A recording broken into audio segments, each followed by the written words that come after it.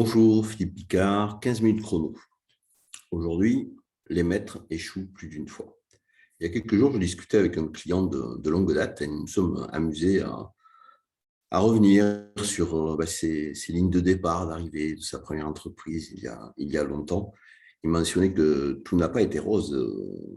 Ce n'était pas des beaux jours tout le temps et qu'il a échoué finalement beaucoup plus souvent qu'il n'a réussi tout au long de cette très belle aventure.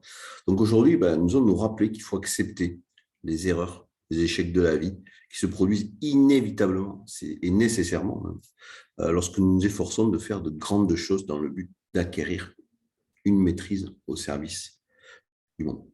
Donc, il y a un joyau plutôt sympa qui mérite vraiment d'être répété, c'est le maître a échoué plus de fois que le débutant n'a essayé. C'est vraiment tout ce qui est, toute la différence pour moi, elle est là. Il y a la sagesse également d'Adam Grant dans Original, où il cite Randy Komissar, qui est l'un des meilleurs entrepreneurs investisseurs du monde. Donc, je vais vous lire que vous génériez ou évaluez de nouvelles idées. Le mieux que vous puissiez faire est de mesurer le succès sur le genre d'étalons que les batteurs utilisent au baseball. Je vous ai mis des explications, voilà, c'est des stats et on est sur du 30%, c'est vraiment le top du top, quoi. Donc, vous voyez qu'on est loin des 90 ou 95%. C'est parce que l'avenir ne peut être prédit. Plus tôt vous l'apprenez, plus tôt vous pouvez être bon dans votre domaine. Voilà.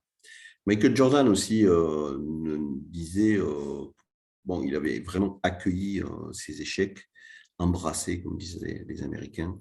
Et dans une de ses pubs préférées pour Nike, il dit j'ai raté plus de 9000 tirs, j'ai perdu près de 300 matchs et 26 fois, on m'a confié le tir de la victoire et je l'ai raté. Michael Jordan, quand même.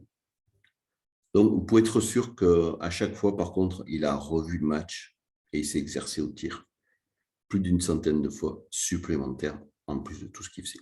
Alors, si on revient en 2021, on regarde l'année qui s'annonce, eh bien, engageons-nous à faire la meilleure année de notre vie.